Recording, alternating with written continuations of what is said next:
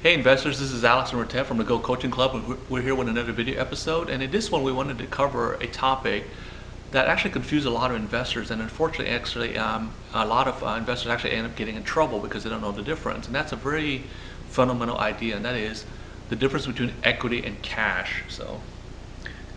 One of the things most people do, which I think is a big mistake, is when they start building equity at the beginning of their career, not having enough cash, but they worry about getting rich.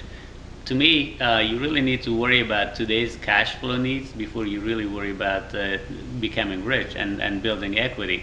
Where if you don't have the cash flow to cover the payments on some of those vacant houses that you have, you might lose them. So might as well don't build your business the wrong way. Start building your business the right way, where you build some cash flow, you build some cash, do some quick deals like wholesaling, most likely auctions, where you can get 10 to 15, $20,000 per deal without having any expenses or holding costs. And from there on, once you have some money, then you start building wealth and start working on your building equity, and that's what I would suggest. At one time, Alex, I know you know the numbers there. I had 13 vacant houses. I started building my business at the beginning somewhat the wrong way.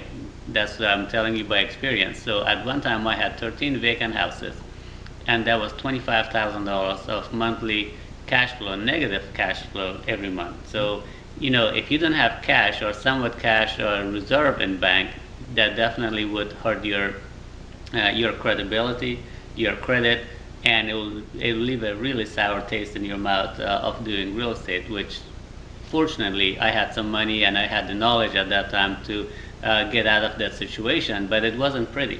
Yeah, so that's a really important thing, because the reason I talk about the reason we wanted to spend some time and talk about it is because I talk to a lot of investors, and what they'll do is they'll put up 10% of a property, and in their ideal scenario they say, hey, I'm going to rent it out and I'll make money. Even under ideal condition, in those scenarios you'll make maybe 200, 300, on the outer maybe 400. But let's assume that you're extraordinarily successful, you make $400 a month. That's not really good unless you have other source of capital coming in. That's going to type a lot of your cash for insufficient amount of return. Are we saying that buy and hold is totally a bad idea? No. What we're encouraging you, a lot of people watching this video, you should really take care of your cash needs first before you actually focus on building equity or wealth. Okay, now this is very important, because if you don't have this, like Ritev said, this could actually really take you out of the game. We actually know several investors who are have very high net worth, but they have really bad cash flow.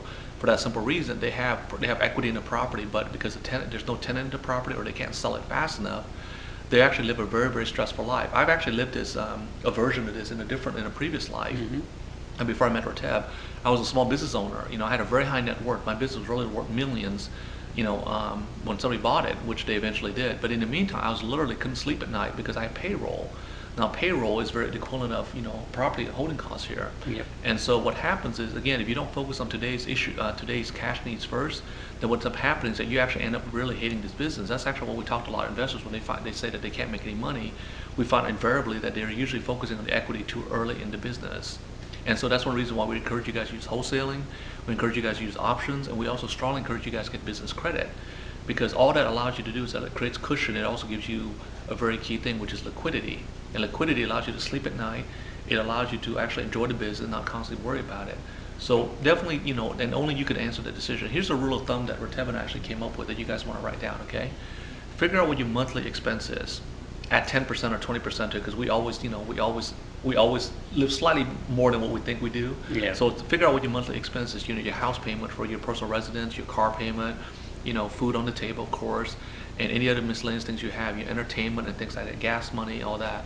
Add roughly 20% to it, and depending on how conservative, how aggressive you are, then either take 1.5 times that or double that number, and make sure you have that coming in before you actually start focusing on building your equity. Because if you don't do that, what's going to happen is you're going to be building your long-term wealth at the expense of today's living needs, and believe me, that's going to be very, very difficult to do, and it's not going to be a very enjoyable life, and it's going to be very, very stressful. So like Ritev said, we both speak from experience because we lived through that, and we don't want you guys to have to live through those very stressful periods in our lives. Which is not a great experience. It's great to learn from, but you don't want to live through it to learn it. You can learn these kind of things through other people's experiences.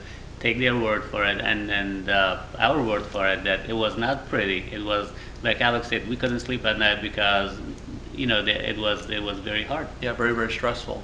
And we had to borrow a ton of money to get out of that mess, so we don't want you guys to have to live through that. So again, this is Alex and Rateb with another video episode of Go Coaching Club, and we definitely want to have you guys consider that.